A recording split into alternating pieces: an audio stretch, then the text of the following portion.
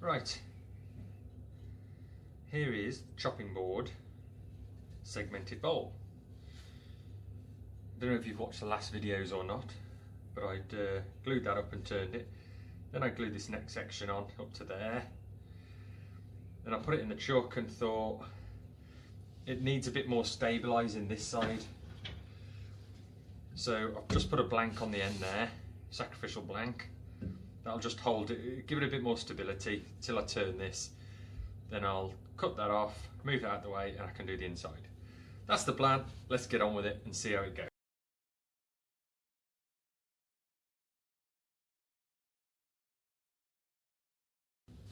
Well, there's a lesson learned. I need to be more accurate when I make my actual rings, because they've all been slightly off centre, I thought they'd be thick enough to make up any gap, but ta-da, that is waffle thin, and it's just broke through. It's as simple as that.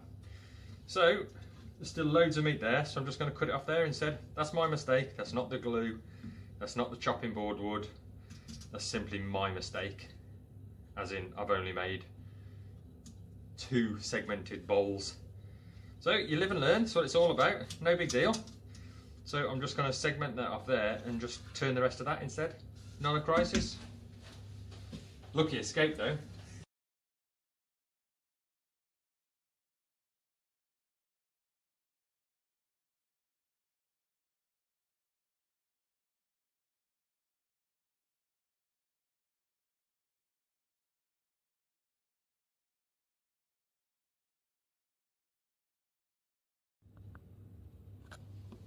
Okay, so it's actually starting to get there now.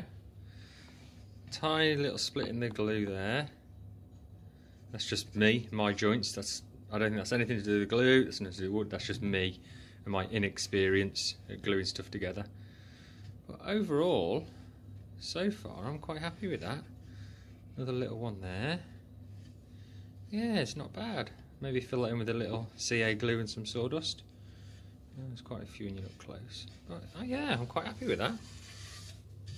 There's the inside. Yeah, not bad at all. So what I'm going to do is give it some finesse now. Thin it out a little bit. It's quite thin there. Thin it out a little bit there. Give it a bit more shape. Round off the bottom and sand it down. Okay, so we're ready to spray. This has all been sanded down, cleaned. As you can see, just put some rags across there to protect the lathe. And this is what I'm going to be doing. Probably 4 or 5 coats of that. Then we'll wet and dry, smooth it all off. Then we'll use the compound, it'll give it a really good sheen. And then we'll just use that then, just to really give it a high gloss and protect it. That's it, it's basically exactly the same as you would with a car. That's it really. So it is basically lots and lots of very thin coats of this. It is cold in here, so, but it is thin coats.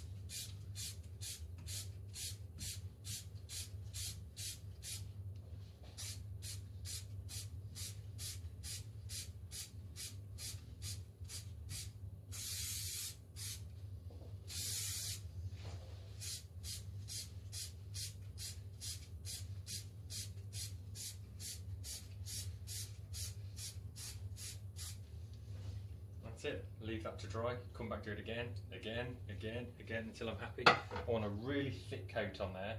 It'll probably go a bit orange peely, not a problem, because we're going to sand it back after, but we need that thick coat, so when we sand it back we've got plenty to sand back, and we can polish that.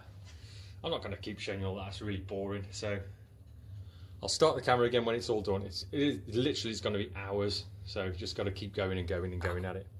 Worth it in the end though.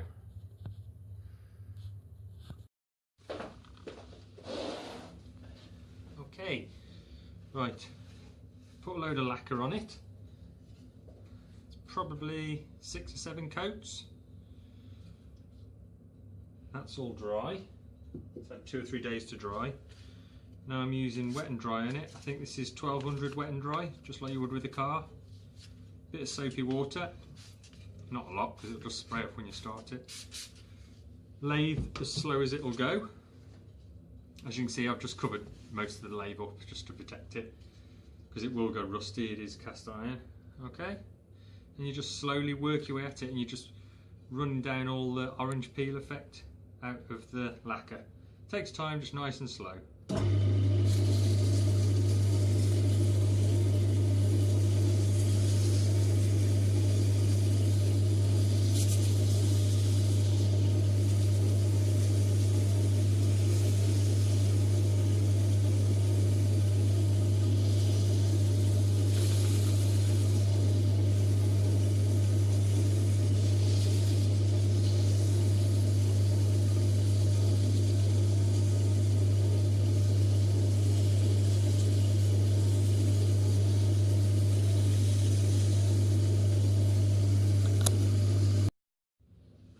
Now I'm happy with that. I'll just give it a quick wipe down. As you can see where it's, I don't know if you can see or not, but it's gone very matte finish. Can't really see in this light, it's still reflecting. But now with that matte finish, I'm going to use G3 compound on a damp cloth, plenty of water, and just gently rub it in and basically polish up the surface. Okay. Key is plenty of water. You can just actually put it on like that.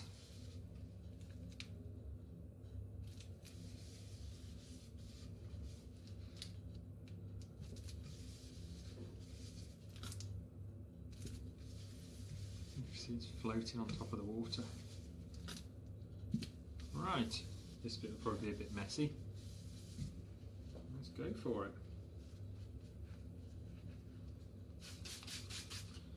Plenty of water because otherwise it'll burn. It'll actually burn through the lacquer and it'll end up just going black.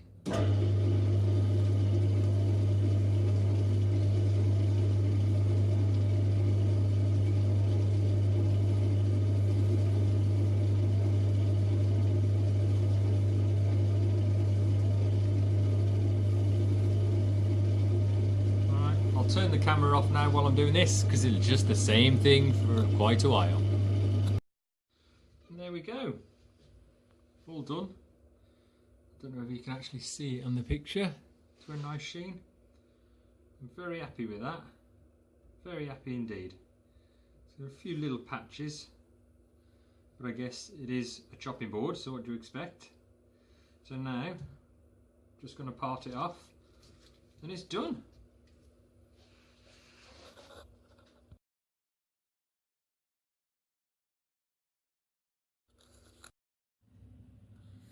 And there it is, the finished bowl.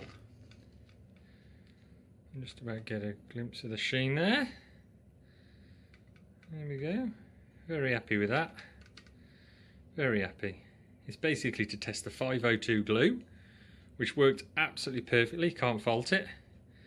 And this is made out of an old chopping board. That's it really. All I've got to do now is use my homemade